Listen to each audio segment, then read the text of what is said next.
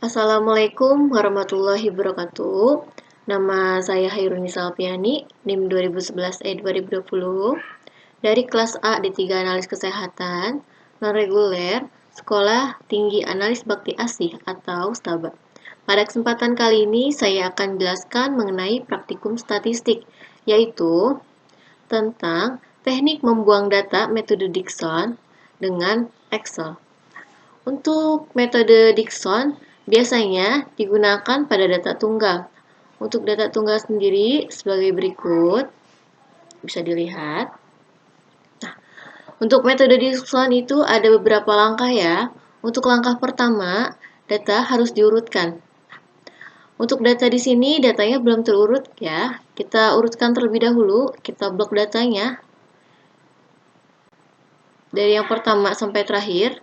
Lalu kita pilih Home, kita ke Editing, lalu kita pilih Sort and Filter, lalu kita klik. Lalu kita pilih Sort Small to Large dari yang terkecil hingga yang terbesar. Ya. Lalu kita klik Continue with the current selection. Lalu kita pilih Sort. Untuk datanya sudah terurut ya. Nah, untuk langkah keduanya, perhatikan jumlah data. Perhatikan jumlah data. Untuk data di sini ada 10 data ya. Nah, untuk membedakannya kita beri tanda X1 untuk data pertama. Ya. X1 untuk data pertama, X2 untuk data kedua, dan seterusnya X3, X4, X5, X6, X7, X8, X9. Dan untuk data terakhir kita beri XN, yaitu jumlah data. Nah, untuk langkah ketiganya kita tentukan rumus. Ya, kita lihat di sini ada 10 data. Ya, bisa dilihat dari modul masing-masing. Nah, untuk data ke-10 itu rumus D-min atau data terendah dan D-max untuk data tertinggi yaitu ada di D8 sampai 13 ya. Untuk data minimalnya itu X2 dikurang X1 dibagi Xn dikurang 1 dikurangi X1. Dan untuk data maksimal yaitu Xn dikurang Xn dikurang 1 dibagi Xn dikurang X2. Kita sudah menentukan rumusnya, lalu langkah keempat, masukkan data ke dalam rumus. Masukkan data ke dalam rumus. Untuk data minimal atau data terendah, kita singkat menjadi D-min, lalu kita masukkan rumusnya, sama dengan buka kurung, kita cari X2. X2 itu ada di sini, itu 0,22. Lalu kita kurangi X1, itu di atasnya 0,20. Lalu tutup kurung, kita bagi atau slash, buka kurung lagi, kita cari Xn dikurang 1. Xn itu ada di data 10, lalu kita kurangi 1 menjadi data 9, yaitu 0,66. Lalu kita kurangi dengan X1, yaitu 0,20. Tutup kurung, lalu enter. Nah, untuk hasilnya 0,04348 ya. Dan untuk data kritis di data jumlah sampel 10 yaitu 0,530.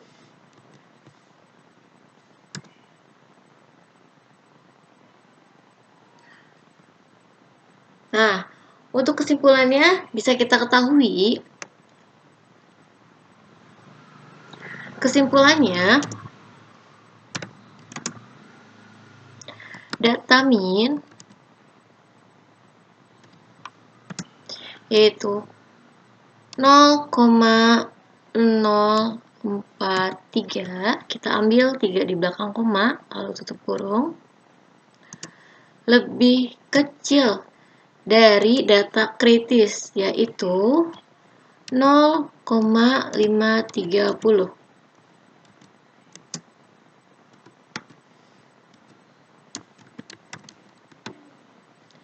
Jadi,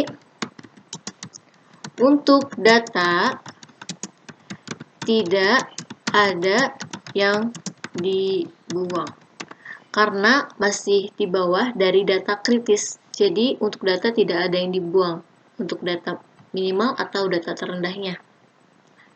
Kita lanjut ke data maksimal atau data tertinggi. Kita singkat menjadi Dmax sama dengan yaitu xn data 10 0,98 dikurang xn dikurang 1 yaitu 10 dikurang 1 menjadi data 9 yaitu 0,66. Lalu kita tutup kurung, kita bagi atau slash. Lalu kita buka kurung kembali. Kita cari xn. Xn itu di data 10 0,98 kita kurangi dengan X2 yaitu 0,22. Tutup kurung, enter. Nah, untuk hasilnya 0,42105. Nah, untuk data kritisnya atau dekritis itu sama ya, 0,530 karena ada di data atau di jumlah data 10.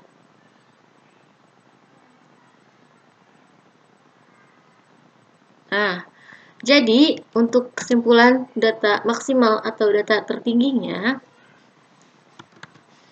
Dmax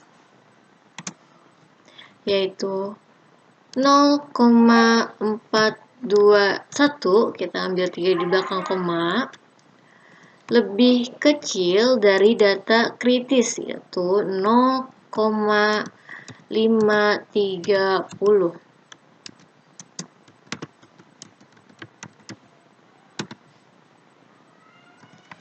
Jadi,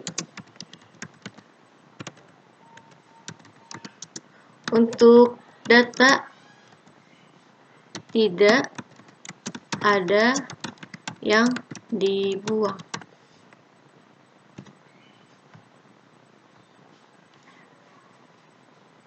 Jadi untuk data ini tidak ada yang dibuang ya, karena masing-masing dari data minimal dan data maksimal itu di bawah dari data kritis atau dekritis.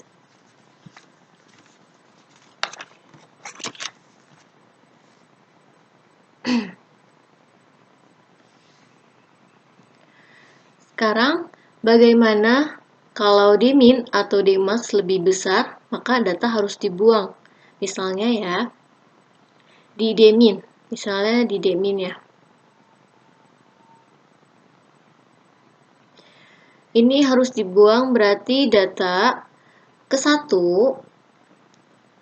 harus dibuang jadi tidak dimuatkan. Dan kita langsung jumlahkan di data kedua. Nah, dan kalau ada data yang dibuang atau hilang, berarti kita harus menguji lagi. Maka kita harus menguji ulang sama juga dengan Dmax. Kita harus menguji ulang. Kalau untuk Dmax berarti yang data 10 ini kita hilangkan menjadi data di 9. Misalnya kalau Dmin dan Dmax-nya sama-sama tinggi dari data kritis, kita pakai data kedua sama data 9-nya. Kalau misalnya Dmin-nya aja yang tinggi, kita pakai data yang dari nomor 2 sampai 10. Kalau misalkan data max-nya yang tertinggi, kita pakai data yang 9, yaitu berarti dari data pertama sampai 9. Tuh.